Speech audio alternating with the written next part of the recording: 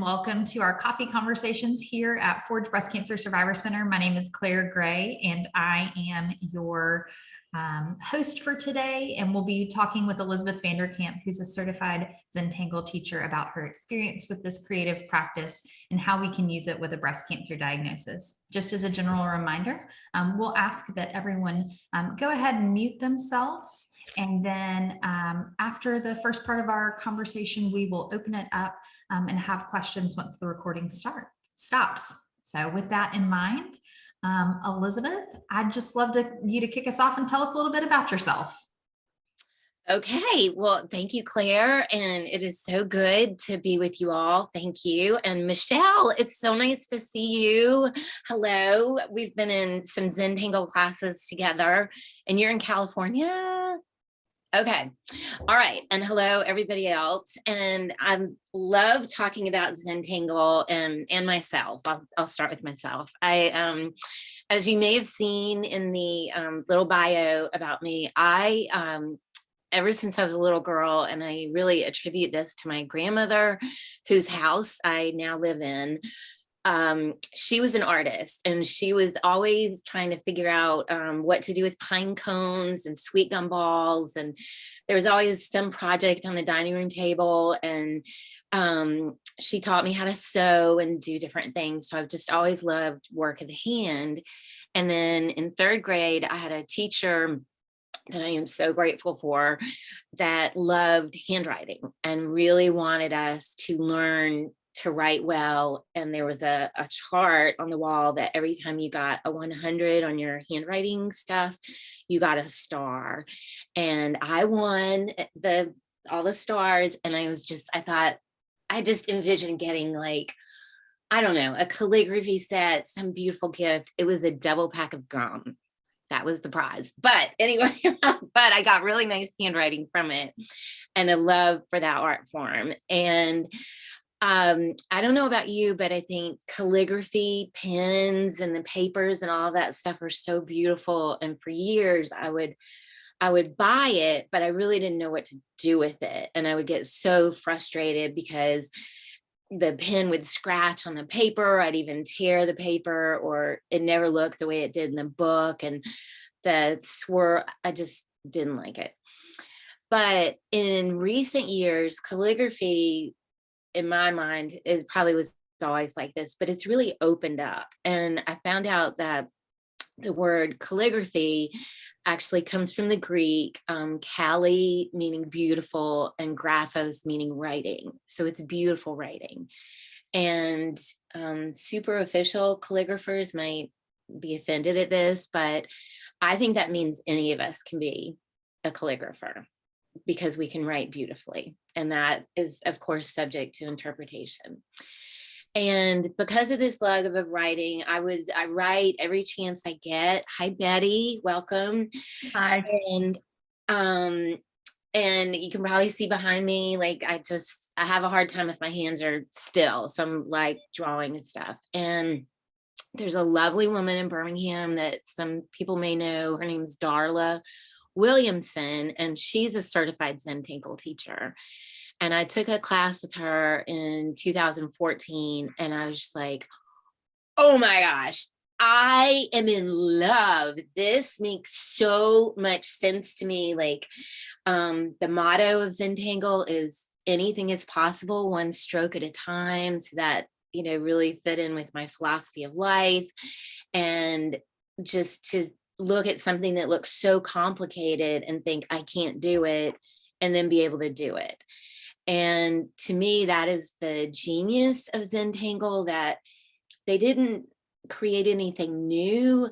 They took things that are all around us, all the patterns and beautiful shapes that are around us, and deconstructed them so that really anybody that wanted to could do it. So I promptly went to Rhode Island and got to be a CZT. I've always wanted to have initials after my name, and now I'm a CZT, which nobody knows what it is, but that's okay. Y'all know.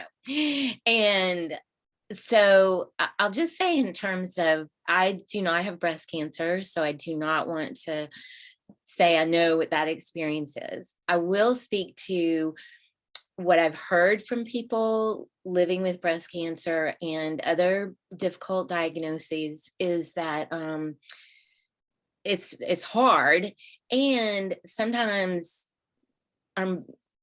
it's easy to let the mind just go to 100, like what's going to happen, what am I going to do, how, blah, blah, blah. And to me, the beauty of Zentangle is that it can just take our focus, and it's down to this one little, it's called a tile in Zentangle vernacular, this one little square. And all I'm going to do is create things on this square. So it can take all the riffraff in our minds and just to this. And with that, what I have found is that there's so many benefits to that, of just that singular focus of starting something and finishing it.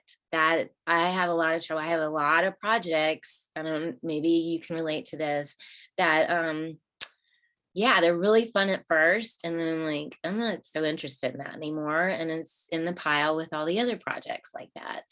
But with Zentangle, it can be, I can take 5 minutes, I can take 5 hours. So it's so nice to have a beginning and a middle and an end. And I find that, oh, if I could finish that, I bet I could finish this other thing. So it tends to ripple out into other stuff. And I just realized that am I doing what I'm supposed to do, Claire? You're doing amazing. Okay. But I want to follow up on kind of what you were talking about with how you don't specifically have a breast cancer diagnosis, but in some of your work, how can people use art as a way to really facilitate and utilize meditation and really support that full body, mind, and spirit when they're in that difficult place? Oh, thank you. What a great question.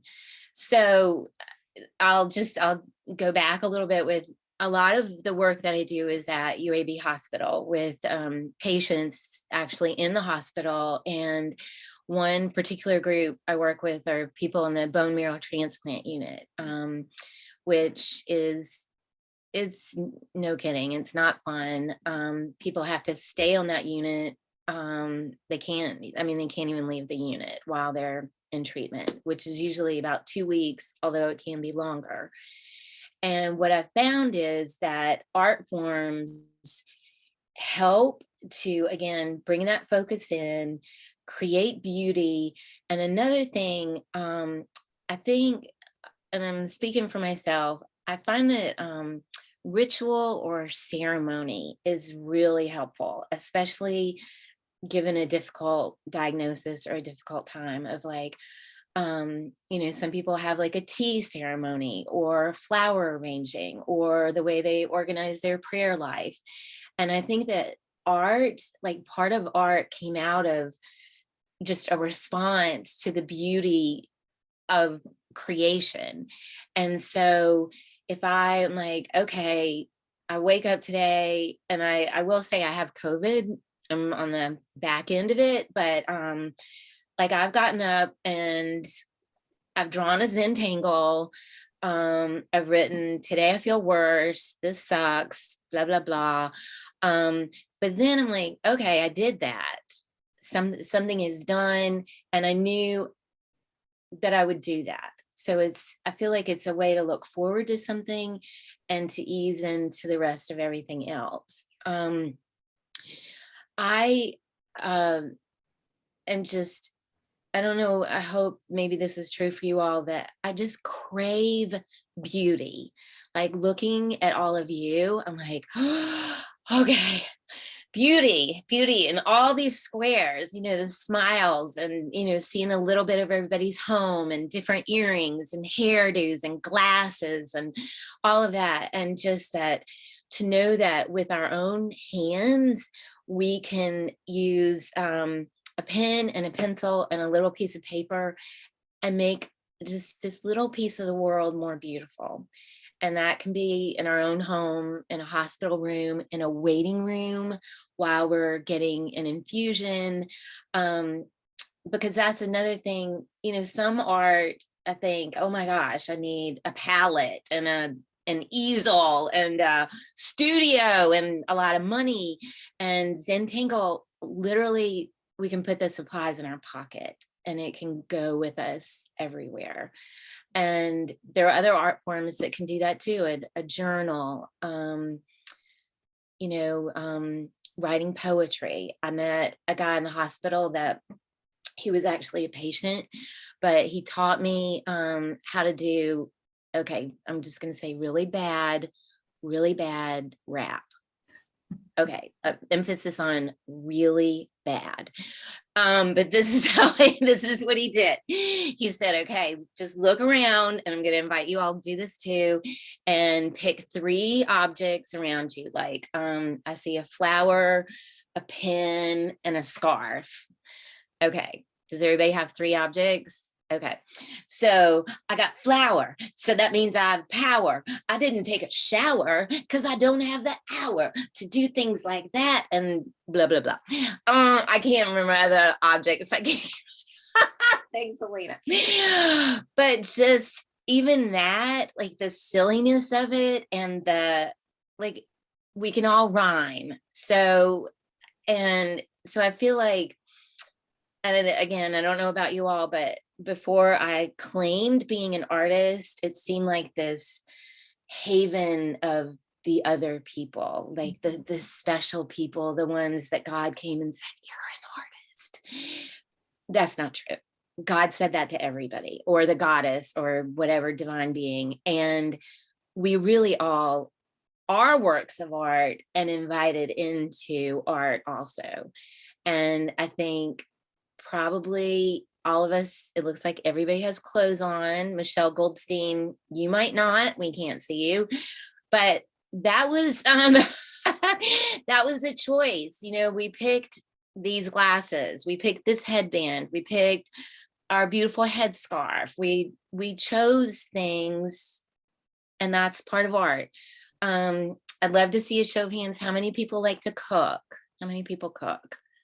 Okay, Claire, no. Okay. I'm raising my hand. That's an art, and I think, okay, this is a silly antidote, but I think it speaks to this. In the hospital, at UAB, and I think most hospitals do this now, depending on your role, you get assigned certain color scrubs. Like registered nurses at UAB are navy blue, patient care technicians are aqua, the dietitians are this really pretty sage green. So it just depends. And Claire's art fell. Oh gosh, it's talking to us. Okay, so but I, luckily enough, when I go to the hospital, I don't have to wear scrubs. I can wear what I want. And I love to get dressed up. And when I walk into a patient's room, I can see they go, like, who are you? What are you going to do? And so that, I just think that speaks to choosing colors, choosing shapes, choosing things that are pleasing to us, that actually have an impact on people around us and us. Does anybody have like a rainy day outfit where they're like, okay, I don't feel gray, I feel green or yellow? Yes. Okay. The grayer my hair gets, the more I wear gray. Like Claire. Claire Gray. But I think that, and I'll just say, data is showing us that art is healing. I don't think that's a surprise to any of us, but the scientists are coming in and saying it's true. It helps us breathe more. It helps increase self-esteem. It helps increase self-confidence of like, oh, I still can advocate for myself. I can still create. I can still do things. I am here. And that's all good stuff. That all helps with the whole healing process. Thank you. I'm going to try my rap career later. Okay. Let you know how it goes. So tell me a little bit, what exactly is Zentangle? You've talked a little bit, but I'd love to know more. Okay, thanks, Claire. And I'm going to share my screen in a minute, but okay, I'm gonna tell you a story because I'm a storyteller. Zentangle, and some of you have heard this, but was created by a husband and wife team. He's Zen and she's Tangle. And he literally is Zen because he studied for 16 or 17 years to be a Buddhist monk. I mean, like heavy duty. It was time for him to shave his head and put on his orange robe. And he realized that was not the life he wanted after all that. And he moved back home, and this girl that he had always liked in high school, his name is Rick, was divorced, had 2 daughters, and her name is Maria, is a world famous calligrapher, Maria Thomas. And they reunited their friendship and got together and are now married and have been for a long time. And one day she was in the studio and she had drawn a letter and was illuminating it, which means, y'all probably know what that means, but she had the outline of the letter, and she was drawing, beautiful vines and flowers and fleur-de-lis in it. And Rick came in and he goes, "What's for lunch?" And she said, "Lunch? It's 10 o'clock in the morning." And he said, "No, it's 2 o'clock in the afternoon." And they both went, "Okay, what happened that made time disappear like that?" And they went to a bed and breakfast where all good ideas are born, apparently. And they came up with Zentangle. And the Zen part is that it is very meditative. The tangle part is that there are many twists and turns in it. So I am going to share my screen now and just give you the official definition. Let me just get that. Let's pull it up here.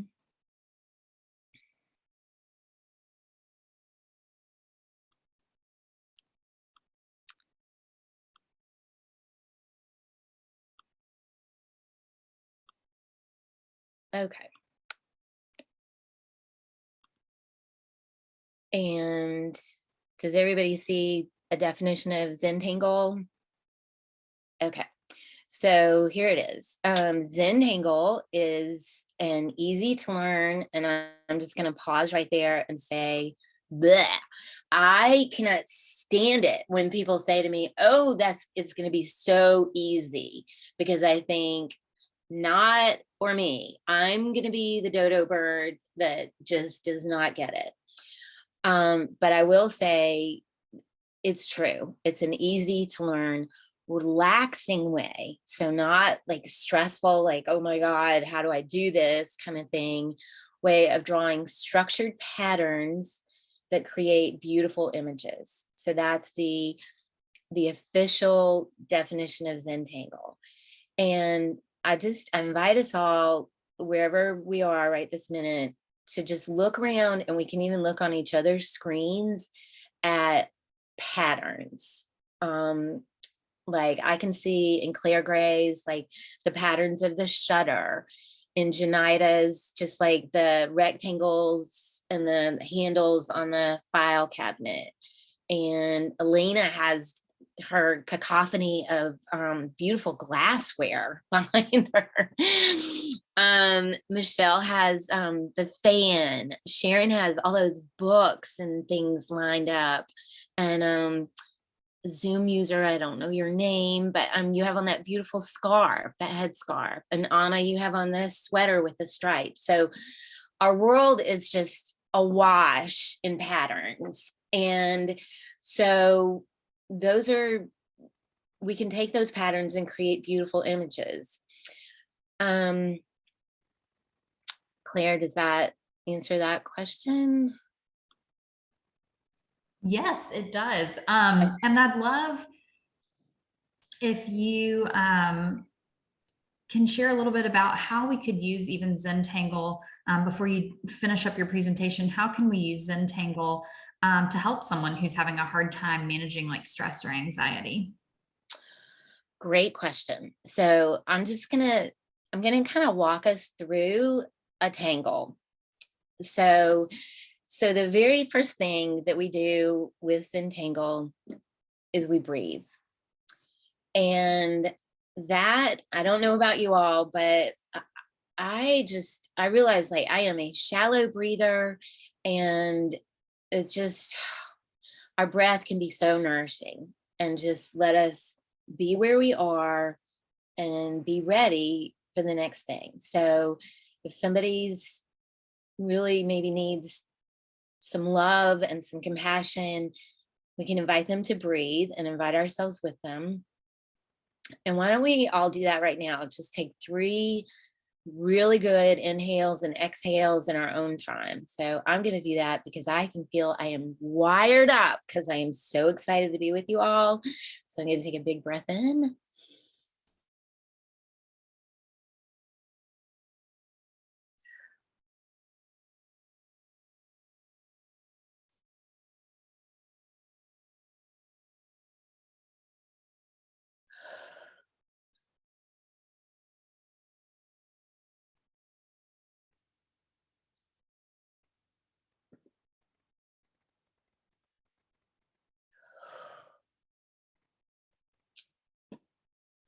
And I invite us just to keep that lovely breath going.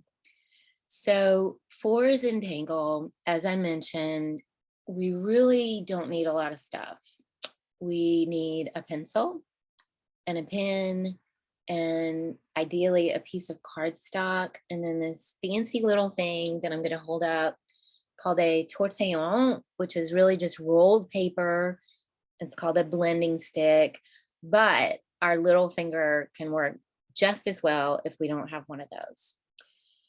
And one of the beauties of Zentangle is that it gives us a place to start. So I have my square piece of paper and I draw corner dots with a pencil. That's it. I draw 4 dots and I've begun. I don't have a blank piece of paper anymore. And then for this tangle, this one's called Crescent Moon. I use my pen and I draw really a half moon shape and I color it in. And so this to me it is so elegantly simple. Like I can do that. And to do it, I need to focus on that, not anything else. And then this is another beauty of Zentangle. I'm going to repeat it. And here's my first half moon. And then as you can see, some are bigger and some are smaller and some go into the corners. But that takes time. I focus and I color in. And while all that's happening, my hand and my head and my heart are connected. And it's just like this flow is happening. This is what I'm doing. Then for this one, I give each half moon an echo. And of course, an echo has an echo has an echo, because that just keeps going. And then I'm going to pick up my pencil again and add some shading to this. So that just adds, I can be very haphazard with that, or choose like every 3rd echo, or however, it's artist choice, however I'd like to do it. And then I'll take that blending stick and smudge or blend the pencil strokes. And I hope you can see, like, some got darker, some kind of stand out more, some are smoother, but it just adds this depth to the tangle. And hold on one second. Okay. Then I turn it. This is another nice thing about Zentangle. There's no up or down or left or right. The way I might have thought was up is like, oh my gosh, that's really the bottom. So I turn it till I decide this is how it goes. If I was going to hang this on my wall, this is how I would do it. And then because we started with a blank piece of paper and now there is art on it, I give it my tag, which I put my initials, and then on the back, I sign and date it.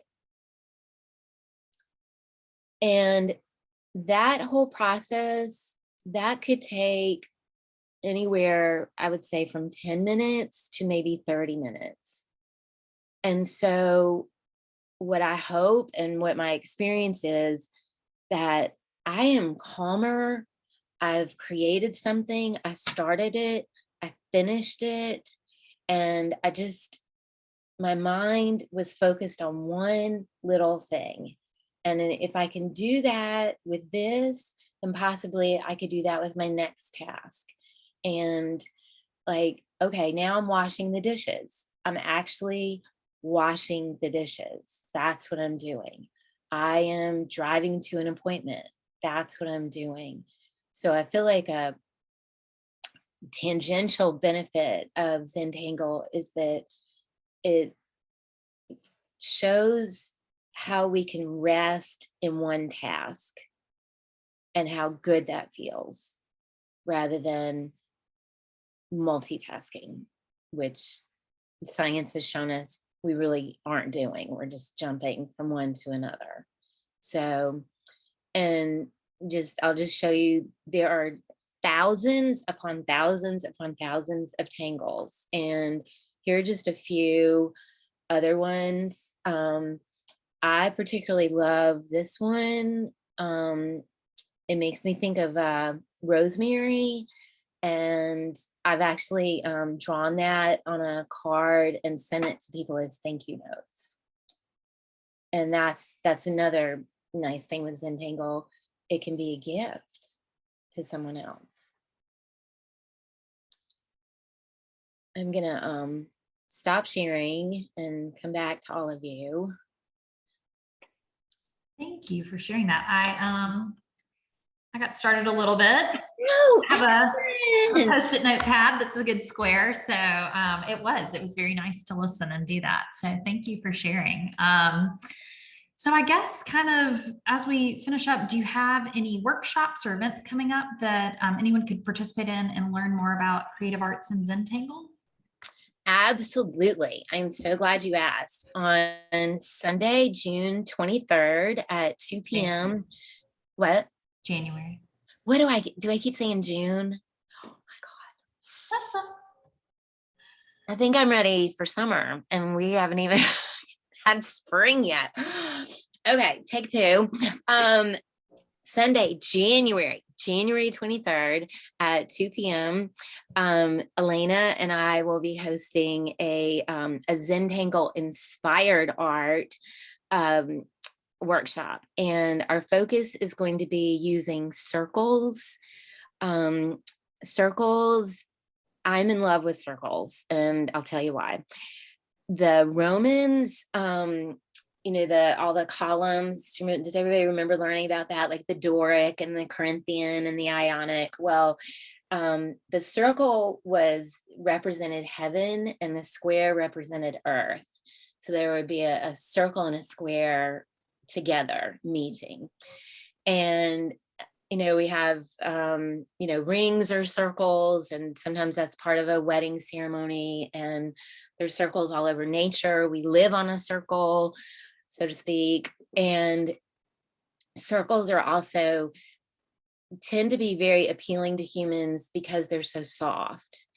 And I think that speaks to right now is maybe not one of the easiest times in history for humanity. And so some softness and creating within that softness, I think is really appealing. So that's what we're going to do on Sunday, January, not June. We might do it on June 23rd too, but we're definitely doing it on January 23rd. Awesome. And I will drop a link in the chat so that if anybody wants to register for that, you have that. Okay, well, I guess finally, any final thoughts that we can leave as a takeaway before we stop the recording? I just like to show some of the things that are possible, like with Zentangle inspired art, because what I just showed everybody is like the pure form of Zentangle, which is beautiful, and I highly recommend starting with that. And then like learning an instrument or anything else, is like, okay, learn the rules and then be like, okay, I've had it with black pens. I want neon yellow, orange, and green. I'm breaking out here. Just like kind of like you did, Claire, with your pink post-it pad. That was great. So I just want to show you the possibilities are really endless. I've seen Zentangle walls. I've seen Zentangle shoes. I Zentangled my little white kids. I drew this dove and then put Zentangles in it. My personal favorite thing to do is Zentangle letters. Just, it's not really Zentangle inspired art, but just take a circle and put some petals in it and add a heart and some doodads and swirls, and you can send that to somebody and they'll go, wow, did you make that? And say, yes, I did. So if this cranks your tractor, I just highly recommend playing with it, because the possibilities are endless and fun. Awesome. And I will say I have received Zentangle inspired art mail before, and it truly was like the happiest thing to come to my mailbox and really made my day. So I am with you on that and love it. Well, Elizabeth, thank you so much for sharing with us today. I'm going to go ahead and stop our recording for now. Let me do that.